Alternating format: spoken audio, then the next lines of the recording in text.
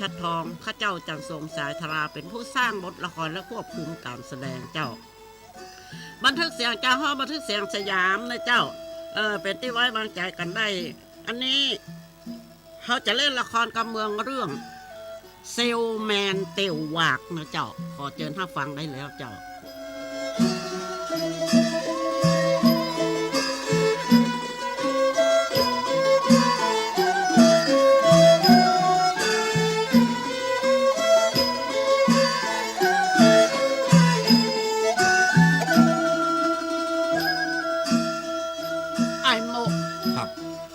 ก่อนเจ้ามามึงก็ย่องเฮียเนาะเกิบกิงนี่คัดมันเตือแต่โอ้ผมเป็นเชลแมนเนาะฮะผมเป็นเชลแมนเนาะเชลแมนฮะไข่ควงไข่ครัวนี่กะเปิ้นห้องว่าอย่างอ๋อเชลแมนกะกำชะไมอุ้ยบ่เข้าใจครับเชลแมนนี่คือแนะนำสินค้ากะลบเฮียไปใจหอบเดี๋ยวผมติ้วเอาอุ้ยจะไปเนี่ยมันมีในกระเป๋าผมนี่นะมีเอกสารหลายอย่างนะเอาไปเนี่ยเหอะเอาไปแนะนำให้เปิ้นซื้อสินค้าบอกว่าจะเป็นทีวีบอกว่าจะเป็นพัดลมก็บอกว่าจะเป็นตู้เย็นกาอย่างกะพก็ได้อย่างเนี่ยไปถามขายไปถามขาย VCD กาเนี่ยแล้วมึงได้ขายพ่อวะก็ได้ขายพ่องน้ำมันเมื่อน่ะขายเห็ดเป็ดเตื้องเฮ้ยมันกับคนค้ำน่ะอุ้ยค้ำจะได้คนค้ำเนี่ยกะยังผมซื้อประกันผมซื้อไอ้เนาะแล้วอุ้ยเอามาค้ำเนี่ยประกันรับประกันฮื้อเอกะถ้าเปิ้นมาฮื้อหมอได้บ่เอาก็บ่ได้บ่ได้แล้วแล้วอุ้ยกี่ข้าวหรือยังเนี่ยกินอิ่มแล้วมึงเนาะกินละกะผมกินละแล้วมึงไม่จะตังก่อนจิผมมีนี่สักประมาณสัก200นี่กะจะไปโอยเนอะถ้ามึงไปเสาะขายครัวยังซื้อกินอะไรยัง10 บาท20 บาทจะไปกินยังเปิ้นนั่งโต๊ะนั่งตังยังกำชองจำร้อยไปย่างอันอุ้ยอันยิบกระดุมเสื้อได้ก่อนกระดุมเสื้อสีขาวผืนนั้นมันใช่อันหูเข็มมาเตออุ้ยบัดหันก็เดี๋ยวผมใส่เฮือเดี๋ยวผมจะไปก่อนนะจะนุ่งเสื้อขาวเฮ้ยมันนุ่งเสื้อขาวเฮ้ยกะนุ่งเสื้อขาวต้องแต่งตัวเรียบร้อยมันละคนเสาะขายครัวอุ้ยก็ปั่นปอนว่าขอให้มึงเนี่ยไปดีมี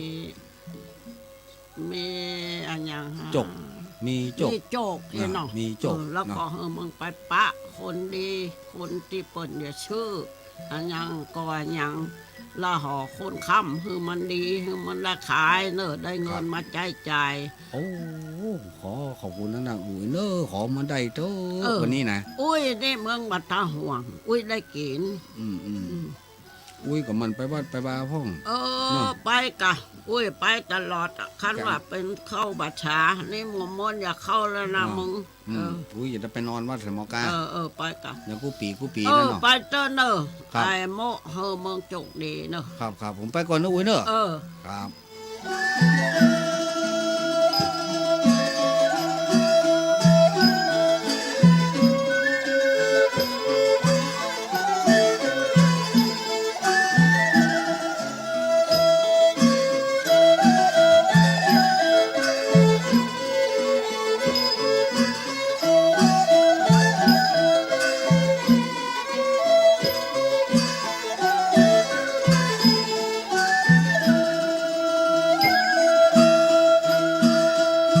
บ้านพ่อครับ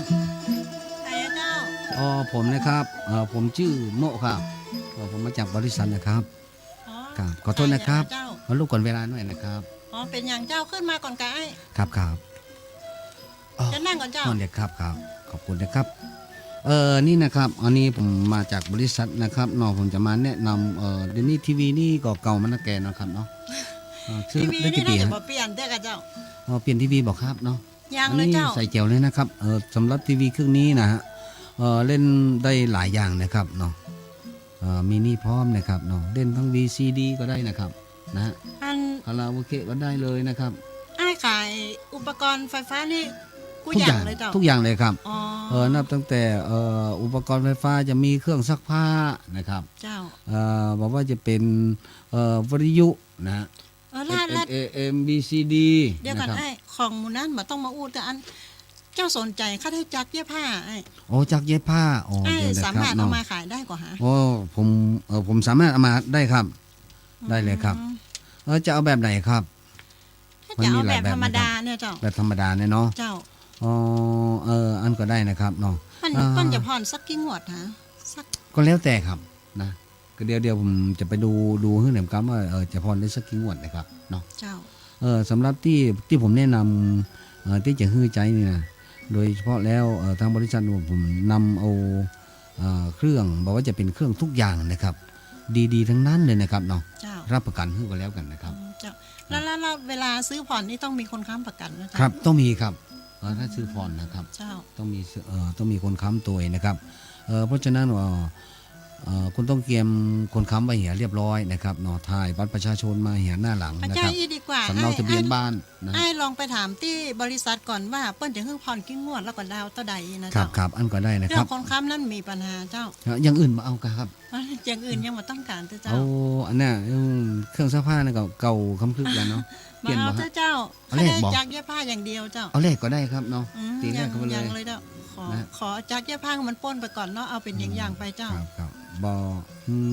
เอาไอ้นี่กันบเอาเครื่องเล่น VCD กัน มาเอาเจ้า กัน เจ้า เออ เจ้าบอกค่อยมีเวลาไอ้ จะแล้วผมจะมาปั๊บเมื่อใดครับว่างเมื่อใดครับ ก็แล้วแต่ไอ้กับเจ้า แล้วแต่เนาะ เจ้า ทุกวันนี้ทำงานที่บ้านเนี่ยเนาะ เจ้าเย็บผ้าอยู่บ้านเนี่ยเจ้า เย็บผ้า คือว่า นี่เย็บผ้าส่งบริษัทเขาว่าเป็นยังไงครับ บัจ้าเจ้าผ้าที่เปิ้นมาจ้างเย็บอ่ะเจ้า อ๋อครับโอ้คงจะตัวหลายบาทนะครับเนาะ ก็บัดเดียวนี้ก้ามือก่อนยังควันหน่อยเจ้าแปลงหน่อย แล้วพ่อบ้านไปไหนครับ เออ บ่มีแต่เจ้า อ๋อ ยังเจ้า มันยังไม่มีด้วยกัน เจ้า อ๋อนึกว่ามีแล้วเองนะ ยังเลยเจ้า โอ้ยหาคนเดียวเนาะเอาไว้เนาะเผื่อไว้วันหน้าเนาะ ก็ว่าเนาะค่าได้เหมือนกันแล้วมันมีไปสน จ้ะคนงามๆอย่างนี้มีเปลือกเปลือยเนี่ย เจ้า จะไปจุกเอาเลยเนาะผมก็สำหรับผมนี่ก็ถึงวันเนี่ยมันได้อยู่บ้านนะแฟนผมก็ยังบ่มี เอากะ อ่ะ บ่มีคนเดียวกะ ครับ มีหลายคนกะ มีแต่ลูก ฮะ มีแต่ลูก อ๋อ มันบอกค่าได้คนเลี้ยงลูกด้วยตะหมอ แล้วผมเป็นลูกค้านะ อ๋อ แล้วลูกค้าผมมี อ๋อมีลูกค้าเจ้า ครับผมครับถ้าหากว่าอันก็จะเป็นวันนี้วันจันทร์เนาะวันพุธนะครับเนาะ เจ้าได้ วันพุ เจ้า ธแล้วผมจะมาให้ วัน ดู ได้ ว่า ก็ได้เจ้า ครับเอาละครับคนเดียวผมขอตัวก่อนนะครับ เจ้า ครับขอบคุณครับ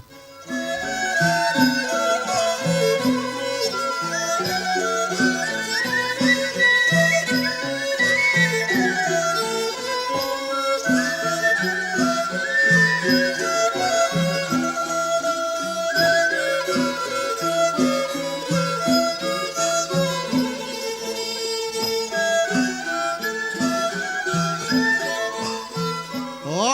ว่ายายเซียวแมนโมกเห็นเลยอันเดียวนี้ผูกเด็กไทยใส่แว่นตาดำได้ขายอย่างพ่อมเลยนี่ เราได้ขายกะจักเขาสั่งมาเครื่องหนึ่งนะ ท่อ ที่เป็นไหนมา ท่อแฮกก็ชอบขายควงกันแล้ว อ๋อเป็นอย่างห้าได้เหมือนกันนะ โอ้ เขายังมาแต่งตัวอย่างนั้น อันอย่างคิงนี่มันอันเละไป นี่ อย่าง แต่ง แฮ ตัว นี่มันคนเจ้าบ้านธรรมดาหากินง่าย ที่พ่อผมเฮียโอ้ โอ้ยบาเกียว อย่างเงี้ย เออ ยุ่งอ่ะ บาเดียวนี่นะคิงขายเป็นเครื่องใจไฟฟ้าเนาะ หามีหมดกินข้าได้ก่อกินข้าได้ก่อหามีหมด อันอย่างแฮเนี่ยสากกระเบือยันเหลือลบไม้บัวไม้จริงไม้เก่าไม้หาขายหมดไม้หวกก็มีไม้บงก็มี โอ้เอา คิง เน มา อะ แค่ได้อะ เอาล้อมหัวบ่ หาหัวหาดีแล้วหัวหาดีแล้ว บาดเดียวนี่นะเขาสั่งไม้บอกไฟหา7 ต้นให้อย่าไปส่งเพิ่น ฮะก็เหมือนกันเขาสร้างทีวีให้ลำ3เครื่องนะ เออแล้วบาดเดียวนี่หาอย่าเอาไม้หัวไปส่งเพิ่นเก้าก่อถึงหมด ที่ไปส่งให้ ฮะ ที่ไปส่งให้ ว่าน่ะพวกอย่าไปแปลงกันหัวไปหัวสลับ ให้จะได้ไปส่งที่บ้านผมว่าบ้านหลังใหญ่ๆให้เครื่องน้ำเพื่อเอาเครื่องซักผ้าก้า โอ้ งานนะ เออ โอ้ให้ขายได้ เค โอ้ รื่องซักผ้านี่นะมันจะเป็น โอ้สมัยนี้สมัยนี้มันต้องใจอย่างไม้ห่วงนี่เพิ่นมาใจกันแล้วนะ เออ สมัยนี้นะ ไม้หัวเด็กขี้หัวจักก่อนไม้ ไม้ ข หั อ วจั ง กอะ เก่าของเกลือเนี่ยเปิ้นเอาแปลงหัวสลับกับแปลงของ โอ้ โอท็อปเนี่ยบ่ต้องขายดีไม่ได้ มัน แปลง ใจ กั เฉ น พาะ จ้อง งาน ไปขบุก มันใจเฉพาะการงานโอท็อปนั่นน่ะ เนี่ย ไงานบ้านงานเบิ้ลเนี่ยบัดเดียวนี้เปิ้นใจกันนี่ คิ หม ง ดอ่ะ นี่บัดเดียวนี่อุ้มซื้อนะบ่าเอ็นเนาะ ฮะ หูจักเข้าหัวเข้าเวียงหูจักคนนั้นคนนี้ โอ้ บาด หาแน่นอนกา เอาไปเอามาเนี่ยเป็นว่าลืมของเก่าของเกื้อ โอ้ กำเขาบกจ้างอยู่กับขี้อ่ะ โอ้หาแจ้ง เออ มาเดี๋ยวนี้ให้บักกรรมมาได้ เอาเถอะ มื เขาอีบอกป่ะ นี่ไร ลูกนี่ไปแถมประมาณ2 เดือนเขามาอวดกันไผได้กำเงินหมื่นกว่ากัน แน่ปอดกล้าเงินวางให้มันเท่าใดแล้ว ของมันแน่ได้ป่ะ พอเด้อกล้าเงินดาวนี่นะ เออ ถ้าหา3เครื่องนี่มันไปเท่าใดแล้ว เออ คิงไอ้ไม้หวกเป็นขอ เออ ไอ้มดดำต่อมหัวนะ เออ ขอเถอะ คิงจำกำขึ้นขี้ไว้เนอะคิงจำเนอะ ก็ เอาละ ขึ้นกัน วันนับจากนี้ไปแถมเดือนมาปากันนี่ ไอ้ เอา กาย เงินมันนับแข่งกันป่ะ ไอ้กายร้อนๆนะคิงนะ ถ้า อยู่ คิง กับ นั กา บ ย เหลือ5 ใบเมตรเนี่ยสตางค์เดียวให้มีแต่หาคอขึ้นหมด ฮะก็เหมือนกันเนาะ ป่ะเนาะ เนาะ เออ แค่2 เดือนเนี่ย เอาเดือนเดียวนะเดือนเดียวนะ คิงจำไว้เนอะ เออ คิงจำไว้เนอะวันนี้วันจันทร์นะ บัตรเชียวแมนเตียววากฮักของให้หันกันป่ะ หาขอเต้นนะ เออ หาพ่อไผ่จะวาก ทิ้งมันน่ะ ใครจะวากนักหรือไผ่ ป่ะ เออ มา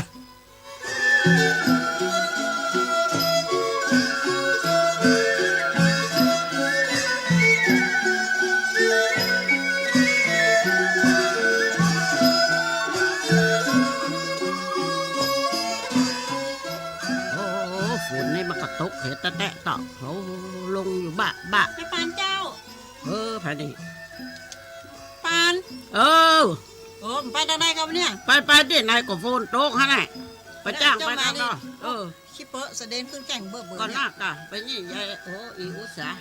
มองยัง เจ้าไม่อย่างแม่ปันนะมีเรื่องสักหน่อยไม่ได้ อันยังมอง ว่าจะมาขอแม่ปันนั้นค้ำประกันซื้อจักรสักหลังอีกนะ มันเท่าใดกันเลย 5,000 ปลายมาได้ โธ่เกิงหมื่นแล้วเนาะมึงเนาะ เจ้า5,000 ปลายแล้วก็เปิ้นนึกผ่อน10 งวด มึงไม่ปัญญาก่อไอ้ขอถามบ่ได้เลิก โอ้ก็แม่ปันก็หันอยู่รู้เจ้ายีผ้าตึงวันน่ะ ดีผ้านี่ แล้วก็ เดียว เนี่ยถ้าแม่ปันนั้นค้ำประกันให้เจ้านะเจ้าจะยิ้มเพื่อแม่ปันฟรีนะ อันนั้นนึกว่าใจอุ่นใจจะฟรีบ่เกลเฮาก็ต้องแก้ปัญหาเหียก่อน จะไปแก้เมื่อรุนแล้วมันยากจะบอกเขามึงเหียก่อนเนอะซ้ำคนนะซื้อของเปิ้นมาแล้วนะบ่เอาหยิบบ่เอาเยิบอย่าเอาไปจำนำ ก็แม่ปันก็หันอยู่รู้เจ้าอ่ะ นะหันนะถ้ามึงกึดแต่เป็นแต่นะจะค้ำเหอะ ฮะแก้กันแม่ปัน จะช่วยเหลือมึงเขา เจ้าข นี่ อยินดีนะเจ้า เป็นสาวเป็นนางบ่ไปเอวหั่นเอวนี่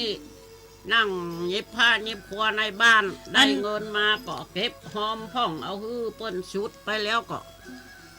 เก็บแถมจะซื้อยังแถมก็ซื้อแถมเนี่ย ไอ้เซลแมนนั่นนะเจ้ายุเจ้าเอานั่นเอานี่บะเปลี่ยนเครื่องซักผ้าบ่เปลี่ยนทีวีบ่พวกเจ้าบ่เอาเจ้า บ่ได้ภายบ่ค้ำฮื้อหลายอย่างน่ะ มันมีท่านอยู่อีหน่อดูได้อยู่ก็ดูไปอันก่อน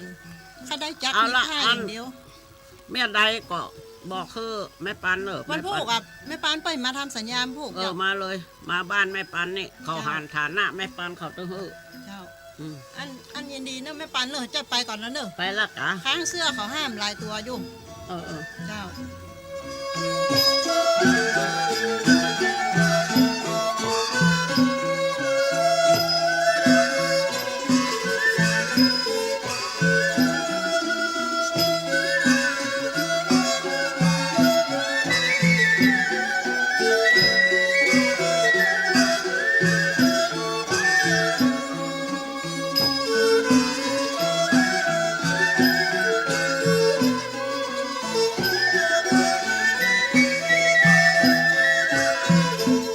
ครับสวัสดีครับทำมาอย่างครับ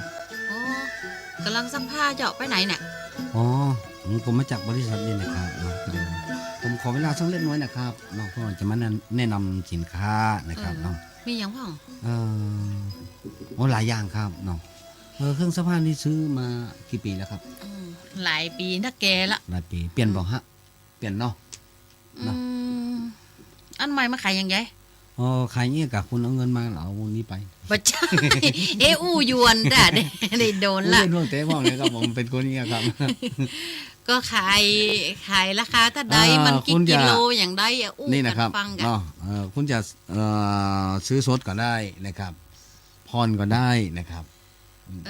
สนใจตั้งพอนะอันโซดนี่บ่ให้ ผ่อน อะ ก็ ละ ได้ นะ อันนี้เงินดาวแค่ไงประมาณสัก3,000เนี่ยครับเนาะ 3,000แล้วเครื่องจะได้บ่ละบ่เหลือ แล้วเป็นเครื่องใหญ่แล้วครับนะ บ่คันได้อันใหญ่อยู่บ่กี่คน อืม เอาอันน้อยก็ได้ อันน้อยนี่กับปั้นปลายนะครับ ผ่อน อ่า อ๋อผ่อนปันไป ครับ ตกเดือนเท่าใด ประเด็นนี้ก็ตกเดือนก็ประมาณประเดือนนึงนะครับเนาะกับเดือนคลิปกันนะครับเนาะตกเดือน500ครับ อืม นี่นะครับ 500กี่เดือน 10 เดือนนะครับเนี่ยฮะ เดือน นี่ 500 10 เดือนโอ้เดี๋ยวนะครับ ปานเนาะ เดี๋ยว10 เดือน12 เดือนครับ12 เดือน 12 5 60ตก6,000ก่อน ครับก็เงินผ่อนฮะถ้าเงินสดก็มาถึงนะครับ นะน้องเปลี่ยนเนาะลองเปลี่ยนโอ้รับรองเลยครับ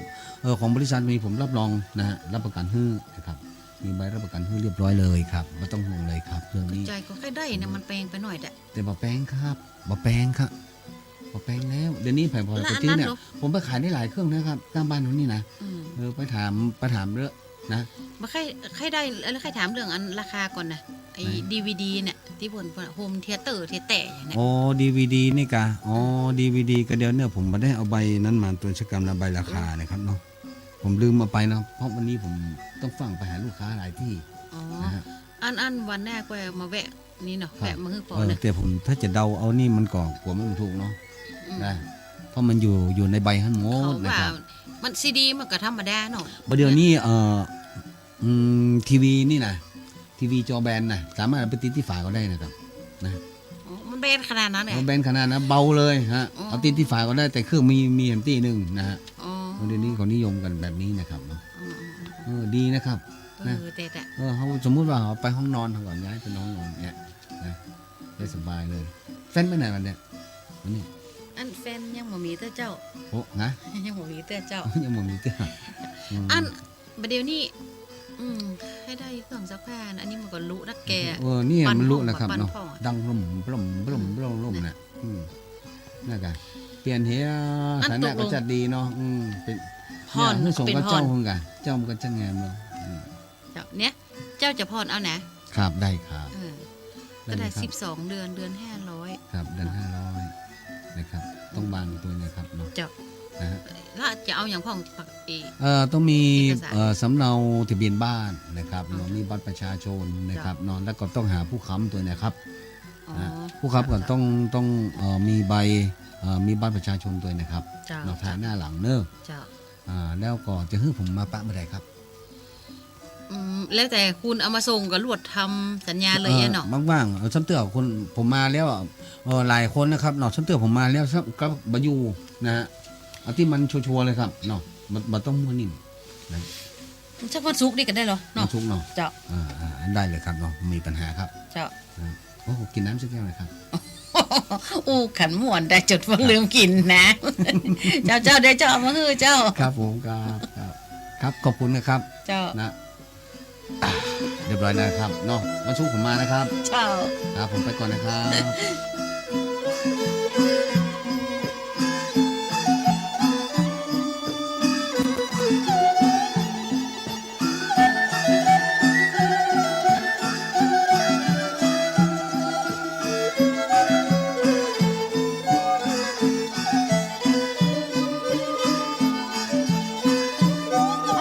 พออิดพอหิวฮ้อนก็ฮ้อน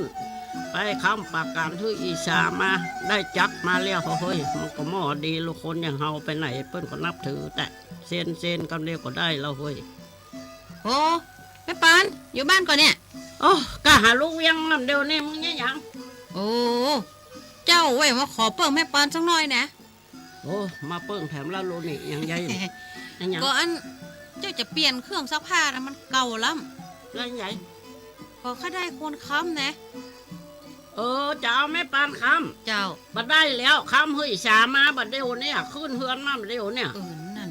มึงมันจวดไปแล้วเวียนย้อยอีสามาขอวันนั้นแล้วลูก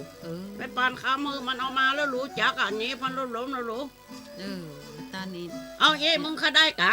แค่ได้นะ ไปขอเนี่ยแห่ไป ไม่เห็นมาได้ค้ำไผ่เนาะ มึงมาได้ข้ามไผ่ไปขอมันเถอะ เจ้าขอบคุณนักๆเนอะ เออ เจ้า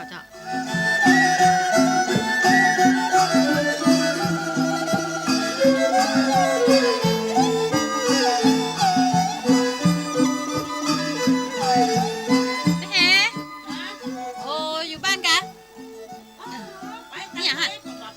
เอาให้บัดเดียวฝนมันตกจะนี่น่ะ ได้นอนรับอย่างเดียว บรับนึงเก่าอ่ะไม่แหก็เสาะพัดดอกพัดแดบมาต่อกันคือเขาเอาไป7 เท่า 7 อ๋อ อย่างขายได้เหมือนกันนะ เนี่ยประเดี๋ยวนี้นะใครขอเปิ่งไม่แห่นะ เปิ่งจะฮื้อไม่แหบัดเจมีเงินนะยืมบ่ได้นะ ไม่ใช่อย่างนั้นเปิ่งขอไม่แห่ค้ำมานะเจ้าอย่าซื้อเครื่องซักผ้า ค้ำประกันไว้นะ เจ้า จะนั่นได้กาไม่แหเส้นจู้ก็ได้รู้ เซ็นชื่อก็ได้เนาะ ที่ไหนไปเวียงบุญกะ เปิ่นจะมาวันศุกร์นี่ว่าอย่าเอามาส่งแล้วหลวดเซ็นท่านที่บ้านเจ้าแหนะเนี่ยไม่แห่ไทยอันบัตรประจำตัวหน้าหลังไปเนอะแล้วก็ทะเบียนบ้านตัว มาเป็นอย่างอ่ะจะช่วยเหลือมึงเนาะชักผ้าได้อย่างอีถ้าขอชักพองมาได้อะ โอ้ได้แกถ้าวันแน่ ล่าแม่แหนี่ เป็นคนลำปางนะ มาเป็นอย่างอ่ะ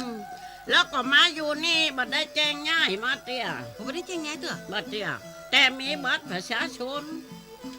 ประชาชนก็มีปุ้นอะแกที่อยู่ ก็ ปุ้น กลั อะ บ แก มาตัวนี่เลี้ยว ใช่ก็ที่อยู่มันก็เป็น ก็แม่นแล้วเฮาก็อู้ตามชื่อเนาะบ้านอยู่ที่ไหนฮันอย่างไรนี่ขับเลี้ยงนี่อย่างไรเฮาก็เอาไปเปียกเปิ่นได้ เพื่อปุ้น จะช่วยเหลือกูเชงกูหยัง จะเจ้าอันเฮาลองไปถามเปิ้นก่อนบ่เนาะ บัดถ้าถามแล้วกันมันมาก็ป้ามาหาไม่หาที่นี่ อ๋อ เอามาบ้านไม่หานี่ อันก็ได้เนาะ จ้ะ ไอ้ที่มันชอบขายครัวนะ เจ้า เอามาเพเอามาบ้านเพ เจ้าอันถ้าวันศุกร์นี้เจ้าอย่าป้ามันมาบ้านแหเนาะ เอามานี่เลย เจ้าขอบคุณเจ้า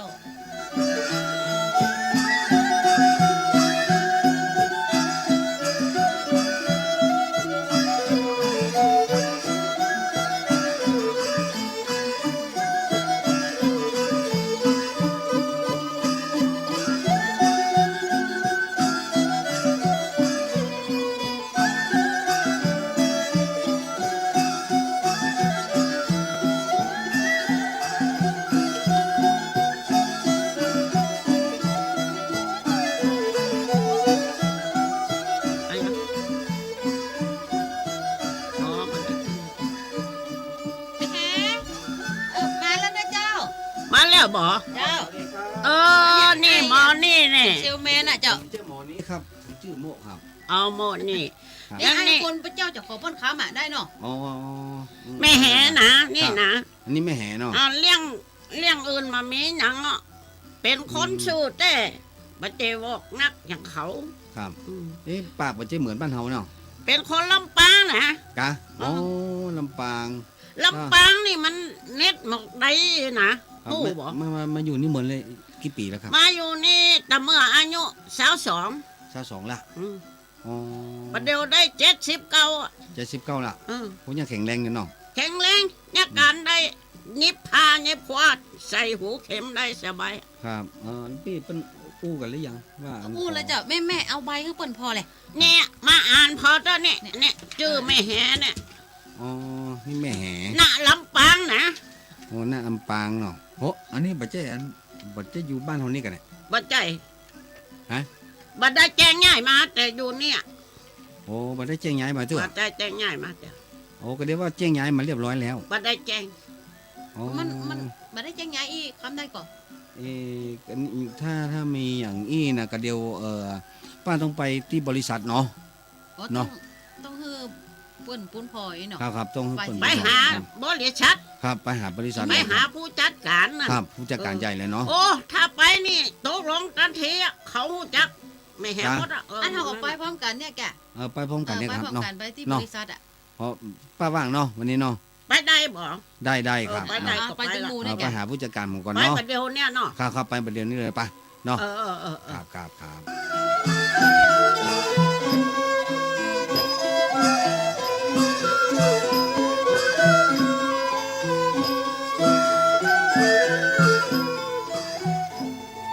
เชิญครับเชิญครับ เจตนายแล้วครับเนาะเจตนาย สวัสดี ผู้จัด ครั การ บ สวัสดีเจ้า สวัสดีครับสวัสดีครับ ข้าเจ้าจูนในแหเจ้า ครับผม จะมาข้ามประกันให้หน่อยนี่ อ๋อเชิญหน้าครับเชิญหน้าค เจ้า รับ อย่าซื้อเครื่องซักผ้าเจ้า อ๋อครับผมเอาทำไมต้องมาถึงสำนักงานใหญ่ด้วยนะคุณโมศักดิ์ฮะ ครับคือ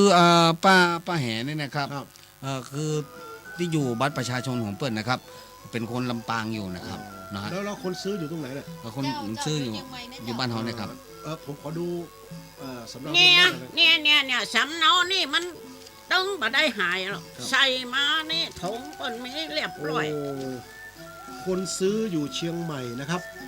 ครั ค บ นค้ำจะอยู่ลำปาง ครับผมครับ โอ้มันไม่ได้หรอกครับ อย่างนี้ไม่ได้หรอกเดี๋ยวมันจะยุ่งยากคือว่าทางระเบียบของเราเนี่ยบอกว่าจะต้องคนในพื้นที่เดียวกันถึงจะได้นะครับอย่างนี้ไม่ได้ครับ ก็มันบัดใจวอกลูก คือผมเข้าใจนะ แต่ทีนี้ว่ามันระเบียบของทางบริษัทนะเขาบอกว่าจะต้องเป็นคนพื้นที่ อี เดียวกัน น้อยนี่มันเป็นคนซื้อมันนั่งหาเงินได้ขายขนม ครับ แล้วก็มันจะออกคือกูเดีย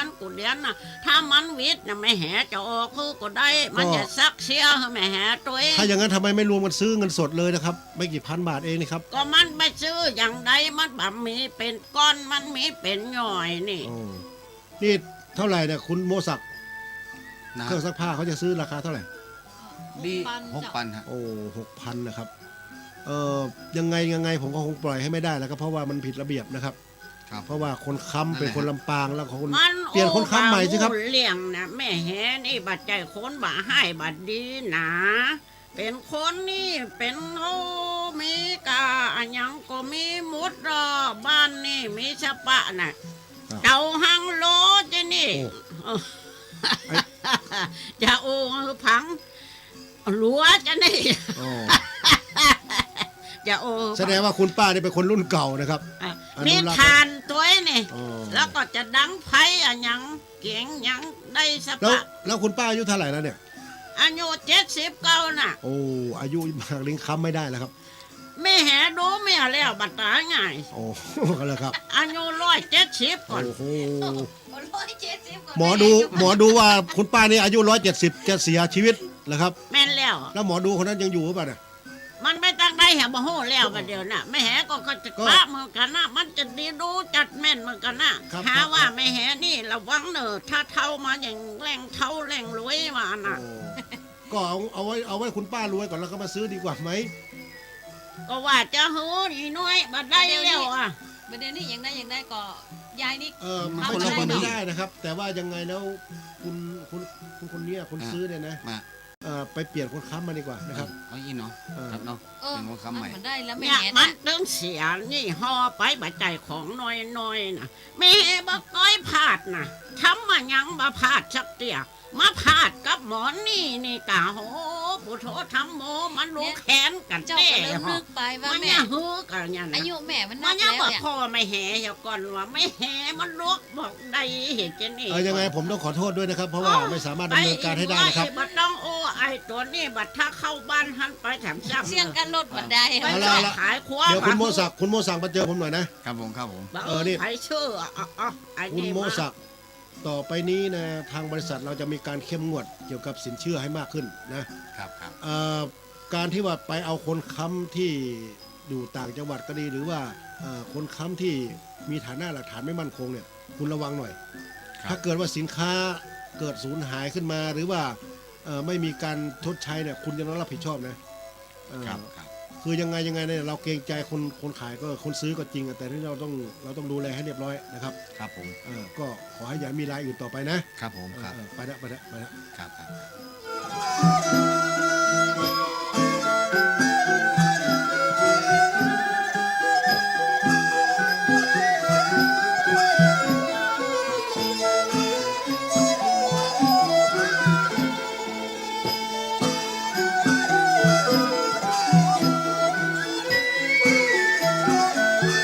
ไอ้ว่าจักเดียเขาก็คนลวกคนหนึ่งไปค้ำมาฮือค้ำมันเป็นจะไดไปจังไหนมาก็ตึงบอกว่า ยังล่ำเหลือครับแห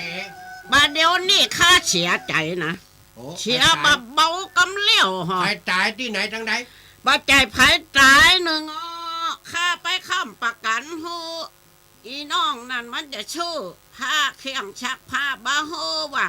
หาว่า ใครไปข้ามไผ ค้ำฮูอีน้องนั่นน่ะ มันจะซื้อเครื่องซักผ้ามันไปขอค่านี่ค่าก็จะเป็น ง่าแห่จะไปค้ำประกัน อี ให้เปิ้น อ้อยอีอ้อยอีอ้อยจะซื้อ ปวดทนหน้าอย่างกวยลุจะไปค้ำประกัน จะไปมาดูแขนค่าไอ้นั่นดูแขนมันละกำ ก็ ละก็ เปิงเปิ้นดูแควนกับเชื่อเป็นบะห้วยเปิ้นเบอพุดดับอยู่หั่นน่ะ ก็ไปปูนน้ำอย่างไหนค่าคนขี้จิบะยะ โอ้ ไปที่ไหนมาที่ไหนค่าบัจเจย่อม อัน หรอก นี้นะว่าจำชื่อเด้อบัดแจ้ว่าไปค้ำประกันสมาชิกบ่ได้เขาถึงบ่ฮือเข้าเนี่ย ค่ามีแล้ว อือ ประกันค่า แล้วเฮาอยู่ไหนบ่ได้นี่ ก็อยู่เมียงเจียงใหม่เนี่ย แล้วบ้านเก่าเมืองเดิมอยู่ไหน อยู่ลำปาง แล้วอยู่แล้วค้ำประกันยังไงเพิ่นรับย้ายมาแล้วยัง บ้านง่ายอ่ะค่าตึงบ้านค่าตึงไม่หัน โอ้มันบัดใจลายแล้วดีกับเปิ้นบ่ฮือก้อนฮือกันยังยุ่งอ่ะ ขอผู้นี่ร่วมมือค่ากรรม นี่หยัง ไอ้นั่นมันเสาะขายผัวจะไปฮือไผชื่อมันเอ้าไปว่าเปิ้นได้ยังของเปิ้นซื้อเปิ้นขายถูกกฎหมายเจ้าของผิดกฎหมายรู้ บัดได้เพราะมันรู้แขน โอ้เปิ้นมาดูแขวนอย่างใดมันบัดถูกระเบียบเปิ้นโลก มันรู้แขนว่าค่า ดูไปเลย โอ้อันนี้เอ้ยก็ได้เอาไผ่มาเอาเนี่ยแห่ผีบ้าผีวิเอากันเข้าเวียง ดีกับเปิ้นบันไล่ออกมาให้มึงเอ้ย ถ้าก็เป็นคนจัดดีอ่ะ โอ้ คนนับถือค่าเชียง โอ้ ตึงเมียง ผี น่ะ บ้าน่ะก็นับถือมึงอ่ะโอ้ จะไปมาดูแขน ไปหนีมันมากะกะนี่ นี้นะปูนี่นะฮักฉาเขี้ยวไว้ครบ โอ้เขี้ยวกูใช้สองจูบแล้ว เดี๋ยว แล้วประเด็นนี้กูกำลังเชี่ยวหาไอ้อย่างที่มันขายเนี่ยไอ้ขายไม้มึงหาก่อน ขายไม่อะ โอ้ อย่าหือเอามาอย่าแปลงล โอ้ ง เอาไม้ฉันลาบมันทรงพุทโธธรรมโมสังโฆเอาไม้บัวอัวมามันไม่ไหนอ่ะ เบาข้าบาหูเรื่องไผ่ เดี๋ยวได้ขอปลาอย่าไม้บุบหัวได้นะ มันขายไม่กะ เป็ เป็น นเชลขายไม่อะไร แค่ว่าไม้หวกอย่างนี้ไม้หวกล ขอรวมมือกันหน่อยไอ้ขายผัวเนี่ยหมู่พวกนี่เข้ามาในหมู่บ้านนี่ไล่เลย ำโอ้ไปไล่เปิ้นหยังเปิ้นได้เปิ้นหยัง ขายลำ ตัวบัดถูกกับเปิ้นแล้วมันย่าคือคนอื่นได้เดือดร้อนจะมันย่าเน้อ ก็มันดูแขน ดีบ่ดีไปแจ้งยับหา ก็ นั่น ปูนี่ก็ยังกินบุ๊บไอ้ โอ้อันนั้นมันหลอกลวงข้าลูกเอาไม้บัวมาอัวข้านี่โอ้วันนี้เดี๋ยวบ้านนี้มึงนี่อย่างมีกับคนอย่างบัลลังก์กังบ่ฮะโอ้ไปจะไปได้ก็ไปได้มาลุงลังคันเด้อ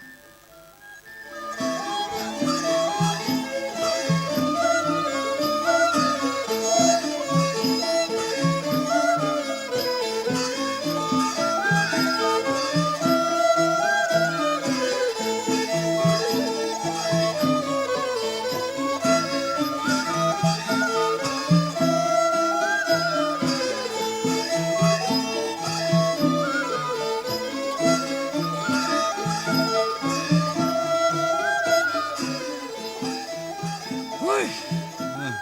โอ้ผมมาโจมยังป่ะ มาฮะโอ้ โอ้ไอ้โม ทางนี้ไปไหนนี่ขายไม้อ่ะเนาะ ขายไม้ขายเมื่ออย่างนี้เราเปิ้นซ่อนบุ๊บฮะบุ๊บเลย มันคือบุ๊บหิ้งหยัง โอ้ เนี่ย แฮก็บอกหูแฮก็ไปซื้อไม้หวกเอาไปส่งให้เปิ้นไล่เจ้าของไม้หวกกับหูเรื่องหูราวอย่างเอาไม้บัวเขาอัวเปิ้นเห็นป่ะ เอ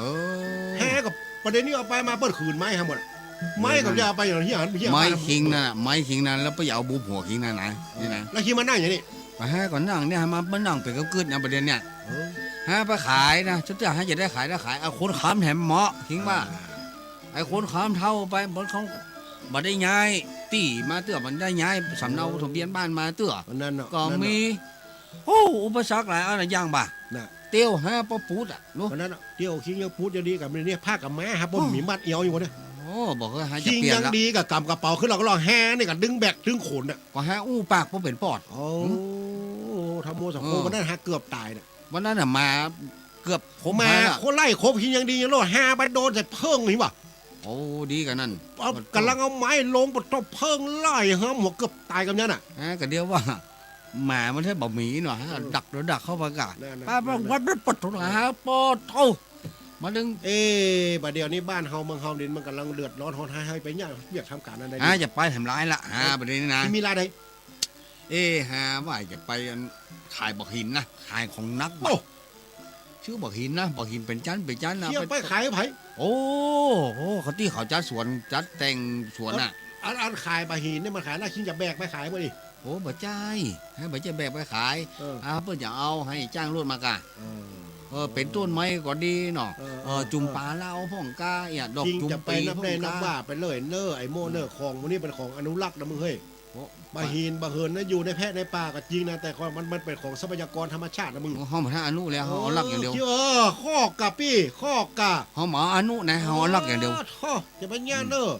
บ่เหลือถึงวันเนี่ยไม่ หา หัว ข ไม่ อ อย่างนี้ เต มึ อะ งเนี่ย ทิ้งคอยหาอีเดนเนาะ หาบอกคิงเดียวคิงมาเจือกันตาม ทิ้งคอยหาอีกเด้อ แล้ว เนาะ ก็เปิดเผย ทิ้ง แล้ว ค เดี๋ยว อย นี้ที่ หา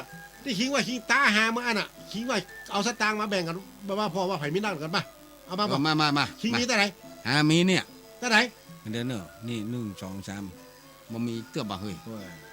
ก็หาจะได้ฮะก่อนถึงบอกคือคิงแล้วก็คิงเรามีเท่าใดอ๋อ คิงพอนี่แฮไม่นี่บัตรเกิงนี่ แหม แสดงว่าแฮมีนักเหรอคิง เพราะฉะนั้นคิงการแฮ หาบอกการ โห หาบอกการหาขอตาแถมงวดนะบ่ะ โอ้ หาอย่ากาบอกหินนะ โอ้โห นี่กาบอกหินนะเอามาตกแต่งสวนนะสวนยอมนี่นะ ห้าขอเนอะห้าขอระวังตีนมาหินวะสตีนก็จะไม่ได้เตียว โอ้ ได้เนอะ ประเด็นนี้หาไปพอนะ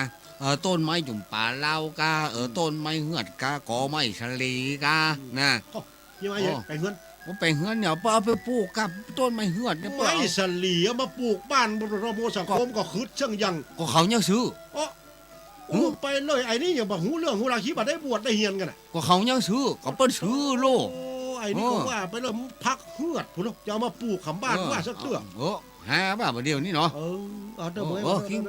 คิดบ่ร่วมมือ เป็นว่าบัดเดี๋ยวนี้คิงสาระบ่เชียวแม หาน สาละบ่แม่นบ่มื้นอย่างชักอ ยั ยัง ง แล้ แล้ว ว ถึงว่าเซียวแมนเตียววักเซียวแมนเตียววักตั้งแต่คิงเป็นเซียวแมนมาคิงขายอย่างไรพวกเนี่ย โอ้หาขายได้เครื่องเดียวนั่น โอ้กี่ปีอ่ะ โอ้หลายเดือนละ หลายเดือนก็หาได้เครื่อง ปีไหนประมาณสัก3เครื่องนะครับ อันยังอ่ะ นะ อันยัง ไอ้เป็นวิทยุเฮียเนาะ โอ้ ของน้อยๆเฮ้ยบ่อันใหญ่ๆบ่ได้ขายนะ โอ้ แล้วคิงเหรอได้ขี่ลำรถ โอ้ถ้าอู้ถึงเป็นบรรลัมรถนี่ไม้ข้าวหลามเขาได้ขายหลายบอกอ่ะ ฮะบัดเจ้าอู้ถึงไม้ข้าวหลามนะไม้ง่วงเนี่ย ไม่ได้ขายชักกอ ฮะ เอาไปมาล้มไปลงมาเปิดมาเอาเหรอ แหมมันก็ยังหาเนี่ยนะ ได้ป่ะ หาเลิกป่ะหาเลิกเป็นไอ้แม่นไอ้มื้อนี่หามาเป็นแล้ว แค่นี้ถ้าแบบเป็นโลเป็นพายได้ไปบวชนะฮะ ให้ก็เรียกให้พอเจาะที่ต่ออันที่เขาจะลงบ่หิน ตามใจนะห้าขอขิงโจกดีกันแล้วกันเนอะ หากับมือกันฮะขอขี้โชคดีเนอะ ป่ะ บ่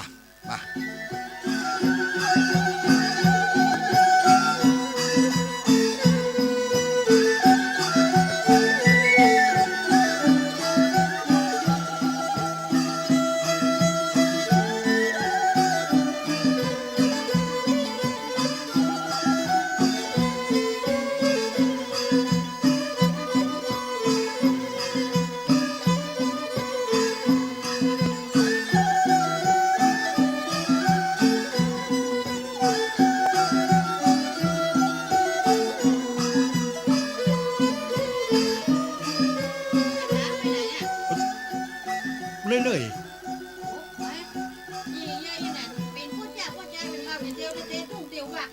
โอ้ยก็คนยากการอย่างที่มันนุ่งเดียวไปเก็บก็เปิดได้ยาอันนี้ก็ตาชวกตาแสบพ่อให้ผมโอ้มันได้เปลี่ยนเด้อจะไปยากการอยู่ ไอ้นั่งแต่เล็กโกนไปไม่หรอก แล้วอย่างนี้เขามีการยังไงกัน เพราะว่านะจะไปชอบรับจ้างขึ้นหมูห่วงนะ เป็นไม่ยากมันยังพับจ้างขึ้นต้นม่วงอย่าง ก็มันมีการอะไรอย่างเงี้ยเนี่ยอ่ะ บาดเดียวนี้นะว่าอันไผ่มีการมีงานบอกเตอไอ้ขยักการ จะแยกกันยัง อันยังก็ได้คะแนนที่มันผิดกฎหมายเนี่ย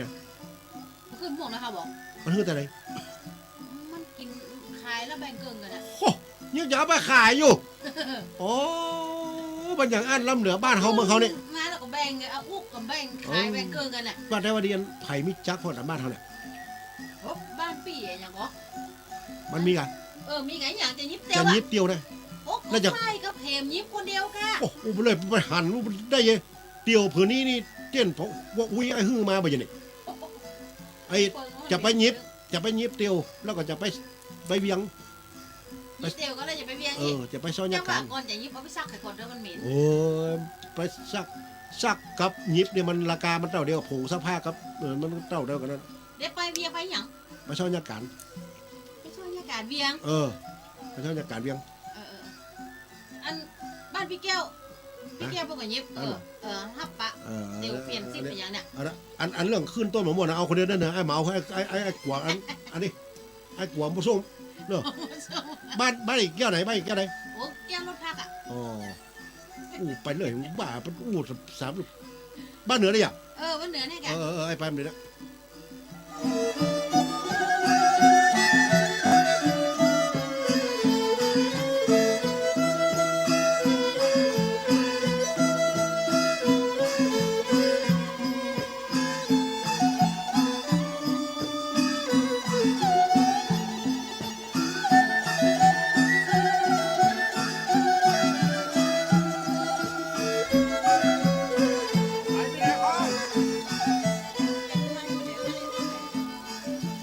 บ้านหลังเนี้ยกันที่โอ้สุมาแล้ว อ่ะ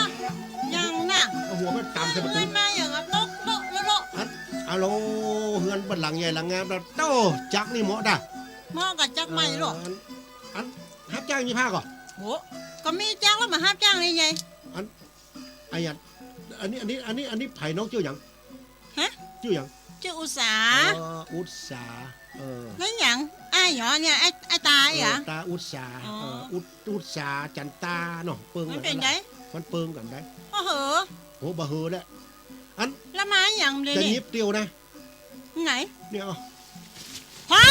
แต่ละไอ้ โอ้อันเนี้ย แย่เตียวไหนก็มาใส่บรู โอ้ไปตัวเจ๊จุมาโอ้ลืมไป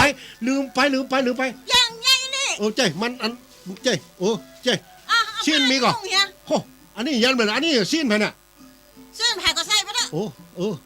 ขอยิบมาเย็บนะเจ๊เอาไว้มันให้สาบเลยเนอะ เอ๊ะ โอ้ไปอ้วกอ่ะโอ้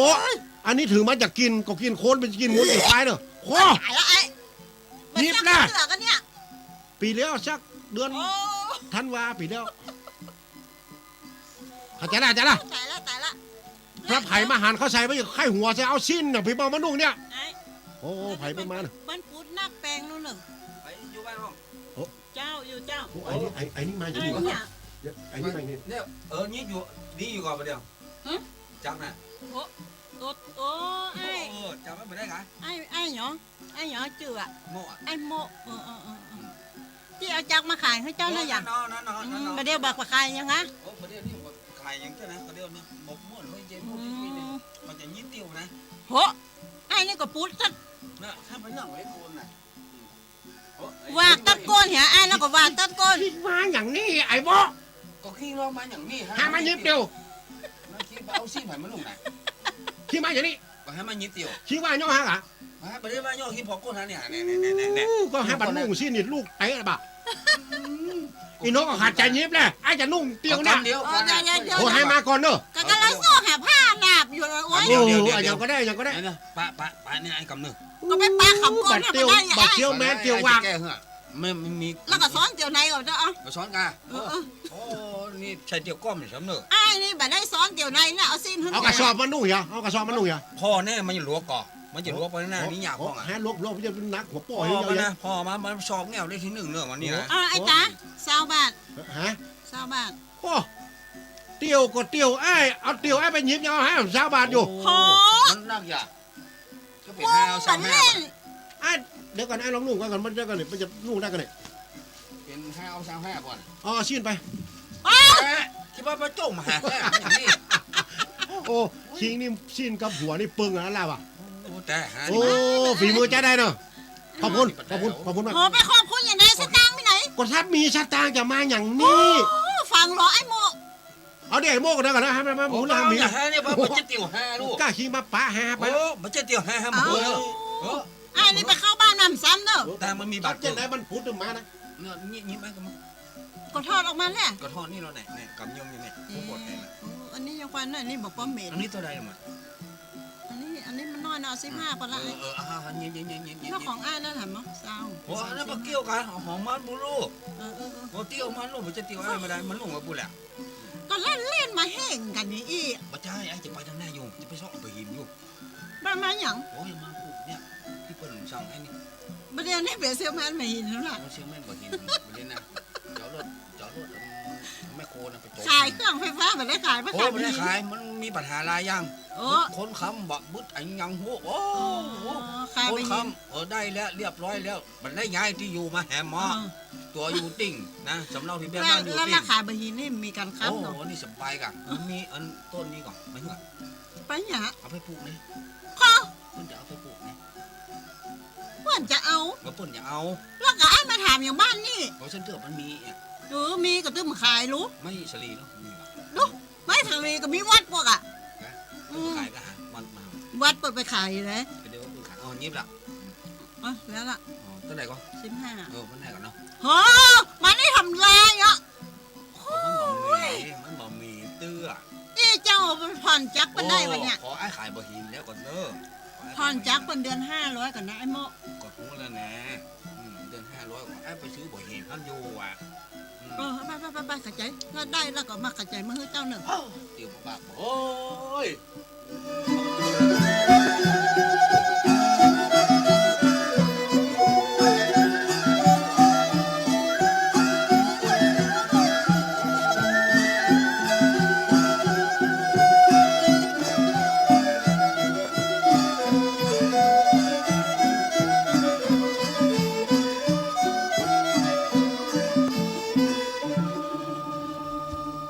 อาโมเอ้ย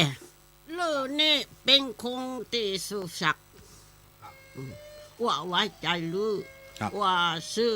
บะหิงลือมาแปลงตึก ครับผม มั่งคงดี โอ้บ่หินนี่ผมเอาบ่หินแต้ๆเราผมบ่เอาบ่หินเทียมมา ว่านะลูกชายว่านะไปลักเหมาก่อสร้างนะได้บะหิงลือนี่ดีครับ มั่งคงเลย โอ้รับรองมันดีเลยครับเนาะ ต้องทำคงโลโล อย่างของโล คงโลใหญ่30 อ๋อ จัง คอนโดอันนี้ของโล ว่าเป็นคงจริงว่าพวกไม่ชัด อ๋อ ว่าเป็นคงโลว่าลูกชายว่ามีเงินหลายสิบล้าน อ๋อ เดี๋ยวนี้ลูกมาทำงานกับว่าไปหาหมากหินมาเนาะแล้วไปแต่งสวงหรอก สวนดอกบ่หินอู้ถึงบ่หินนี่จะเอาบ่หินแบบไหนครับบ่หินแบบสีขาว หรือจะเป็นแบบสีดำ แล้วว่าให้โบนัสหรือนะครับ มันเอามาหยางเลยเนอะ ว่าให้ ทำไม แสงบัก มันเอามาหยางหน่อย เอาให้โบนัสให้ลูกแสงบักรู้ไหม เอาให้เมื่อหูครับ ลูกเป็นคงรวยแล้ว เดี๋ยวนี้นะ อ่ะ ผมเป็นคนรวยละ อ่ะ โอ้เตียวผมนี่เนาะ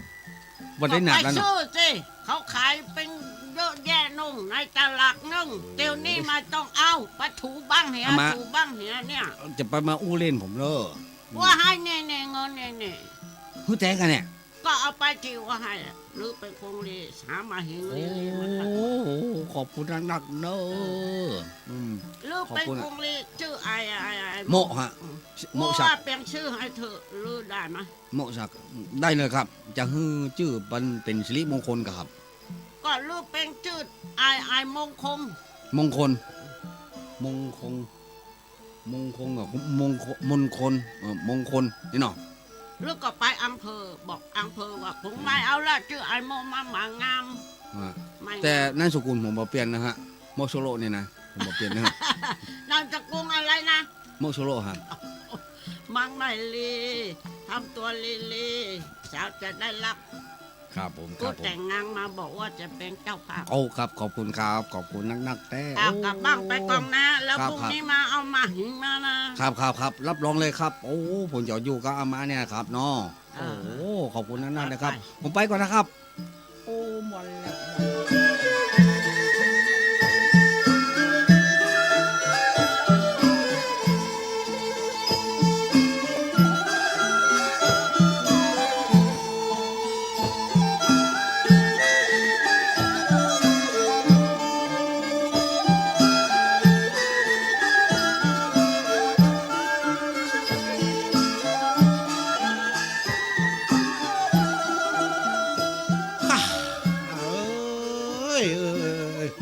มันนั่งจอมเบสนี่แต่วันซืนแล้วมันได้สักตัวด่างฉันได้ลงมันเรียบร้อยอีกอะ ไปมานั่งจม โอ้ส มา วัสดี บน ครับไปไหนมาครับ อ๋อรู้บ้านมาชอบซื้อป๋าไปนึ่งนะ ปะก็นั่นนะผมก็นั่งตกอยู่นี่นะมันได้เขาเดียวนะรอสักกำครับ ไม่ได้กินเหรอ เอ่อ อันนี้อะไรอย่างวะ อ๋อคอยตาอยู่ครับ ไอ้ขาไอ้ตา อันนี้ไผ่หาเหมือนผมเคยหันหน้าฮะ นี่เขาที่ของห้องนะเขาว่าโมซักโมวันนี้เป็นมงคลแล้ว อันนี้ไอ้ม่วงกันเนี่ย ไอ้โมนะกัน โอ้อันยังแต่งตัวอย่างพระเอกหนังไทยบักยังไงเอ้ยไป จ้า ล่ำไปโลนไหนมาถูกหวยก็บ่ะ ถูกเวียงฮะกาบอกหินนะฮะถึงว่ากาบอกหินนั่นนะ ฮะ เดี๋ยวนี้ ใครมาซื้อบ่ ฮะ หิน ส นี่ บายกับโตตามา โอ้เป็นว่าเคี้ยวมาหินไปขายนี่ มา ได้ บอก ถู หิ ก น เข้า มา ถู ขาก ย หวยเนาะ โอ้ฮะเนี่ยแล้วโบนัสแถวเนี่ยดอกที่พอเนี้ย เปิ้นเอาไป ตึง กด แสนก่อนแน่ฮะบาเจ้อู้กำร้อยนะบาเจ้เหมือนคิงนะ หน้าบ่า ฮะ คน อู้ เฮาก ำแสนก็หมื่นบุญ ถ้ามันจับห้องมันกันแลกเดียวเนาะ แถมโมเมื่อให้จะได้ตื้อเอ็ดล่ะ โอ้โทษเนี่ยอันเพื่อนเฮ้ยในนายคิงก็ได้มีที่ก้อที่กล่าวนะเอาห้าเป็นลูกน้องสักคนได้ป่ะ โอ้คิงมันจะเปิงกำหาบ่ โอ้เปิงมาเปิงในนี่ต้องหาห้องกว่าโบมเนี่ยนะไม่ได้กินข้าวเลยนะ ที่มานั่งจองเบสนี่เมื่อเจ้าหิงได้อย่างไร โอ้ปัจจุบันศูนย์ล่ะ โอ้เอาเบสเราวันเนี้ยมานั่งเนี่ย เอา ช่วยเหลือ เฮ้ย ช่วยเหลือ อ๋อบ่ะให้อีดูคิง ฮะ คิดบ่ได้กินข้าวแท้ ผมเต๊กอะ ตามมีกี่บาท ผมบะหมี่ก้อนมีให้ก็กินแล้วก็ เอาไปเลย อ่า เอาไปเลย แต่ได้เนี่ย 200 โอ้ 200เอาบ่ ชิงฮือห้ามาคืนเนอะ ฮะ มา ห้าบอกคืนถ้าคิงบอกพอจ่าย5ฮื้อไปแถม300เป็น แล้ว 500 แล้วคิงอย่าไปว่าอ่านเพื่อนเฮ้ยยินดีป่ะยินดี ฮะบ่เจ้ดูถูกคิงนะ คิงเอาห้าไปเป็น ในฐานะที่คิงเป็นเพื่อนฮานะคิงอย่าไปว่าฮาดูถูกแล้วฮาเอาเงินฟาดคิงคิงอย่าไปว่าอย่าไปเกินอย่างนั้น ไอ้คนนี้เหงาแต่ คิงฮือห้ากินข้าวอย่า ก็กินข้าวนะกัน นั้นในนาคิงจะฮือห้าขอซื้อเตียวพื้นได้ป่ะ โอ้ เตียวพุทธเตียว ก็ เก่า เตียวเมื่อนะคิงเอามานุ่งยี่หยัง ห้าเดี๋ยวนี้ห้าหนังวอก็ห้าเอาจะไปฮืออีนั่นยิบเข้าหัวมันทวงอันเก่า ว่ากาไม่หวกกาไม่หวกนะเอาเข้าเตียวปอถองน้อง ทองมันพุทธลำเดี๋ยวนี้ เดี๋ยวนี้มันเปื่อยนะมันนะฮะนะ เตียวนับ เออ นับแล้วนับแถม ก็ มี น่า ข้อน่ะ น่าเปิดเฮ้ยขอซื้อเตียวให้สักพื้นได้ป่ะ ให้ซื้อเฮ้ เออ ไปแล้วฮะรับร ซื้ อ อง เตียวซื้ออย่างห้านะคิงจะใจอย่างห้าคะแนนใจให้ขอเป็นลูกน้องนี่ป่ะ แล้วคิงอย่าไปทำงานว่าหาก่อน ไป กำนี่ฮะบอกฮื้อเตียวคิงบากแล้ว โอ้ขอบคุณ ฮะ นั่น บอก เป็ เตี น ยวคิ นี่ งบาก จะให้จะได้ห้องคิงเป็นลูกพี่ได้ ลูกพี่ค่ะเออท่อ นี่ มันต้องลูกพี่สิ ปอกะทีเนาะเที่ยวแมนเตียววากเนาะ พอเถอะฮะพอแล้วฮะ เนี่ย บอก เปิดว่าคนเฮาเนี่ยหยังหื้อเนี่ยแท้ๆเนาะเนี่ยเลาะๆแล้วมาได้กินปอป่ะไปป่ะเปิดป่ะ ไป สุมาลูกพี่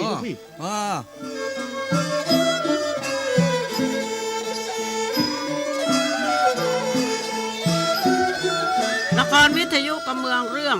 เซลแมนเตียววากก็ได้หมดเวลาลงแล้วเจ้าข้าเจ้าขอนำรายการนี้จากท่านผู้ฟังไปก่อน แล้วก็กรุณาติดตามรับฟังในวันต่อไปทางสถานีวิทยุแห่งนี้และเวลาเดียวกันนี้สำหรับวันนี้โชคดีทุกคนสวัสดีเจ้า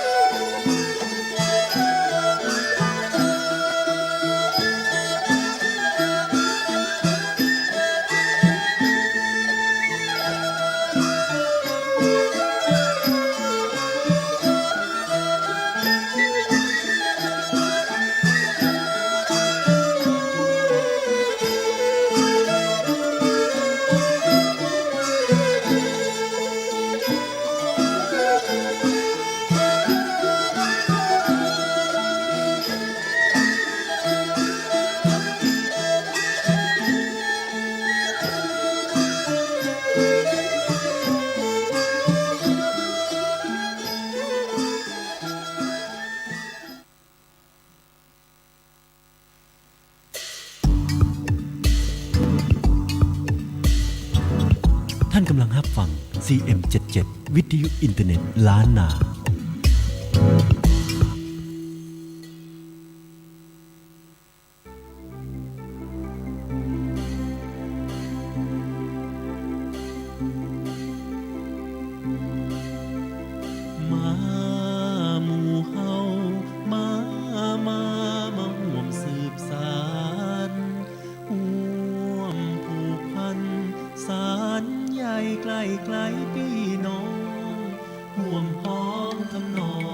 สา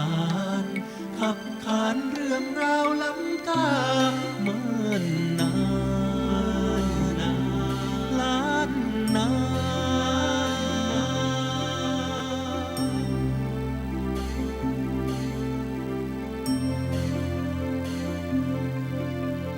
งามน้ำใจใสเย็นเป็นทานเป็นสายรินหลังไหลสายใหญ่ไกลไกลพี่น้องมาห่วงพ้องทำนองสืบสารเหตุการณ์ตำนานล้ำกาเมื่อนานล้านนา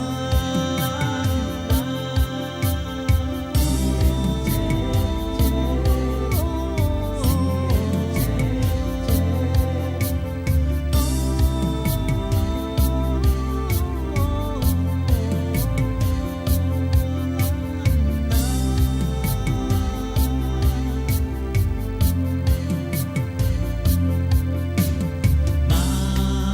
หมู่เฮามามาห่วมสืบสานห่วมผูกพันสารใหญ่ไกลไกลพี่น้อ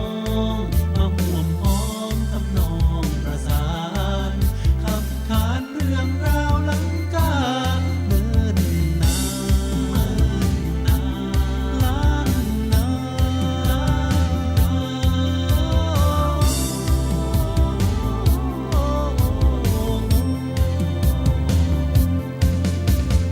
งามน้ำใจใสเย็นเป็นทานเป็นสายรินหลั่งไหลสายใหญ่ไกลไกลพี่น้องมาห่วมพ้องทำนองสืบสารเหตุการณ์ตำนานล้ำกา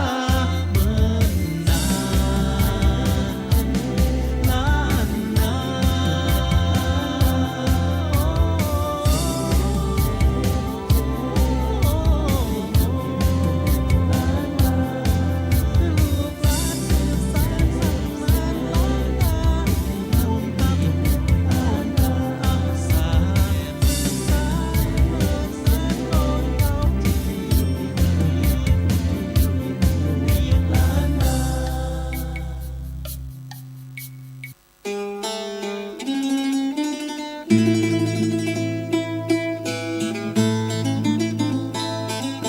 「